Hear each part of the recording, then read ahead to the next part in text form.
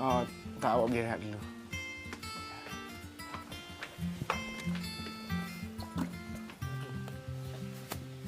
Hai Mas. Ya Mas. Selamat siang. Ya, sebelah sana kawan Mas. Ah. Sorry. Yalah, hari ni saya bawa awak jalan-jalan sini dulu. Tapi besok, kita dah sah di Sulawesi misi, saya bawa awak pergi tempat lagi cantik. It's okay.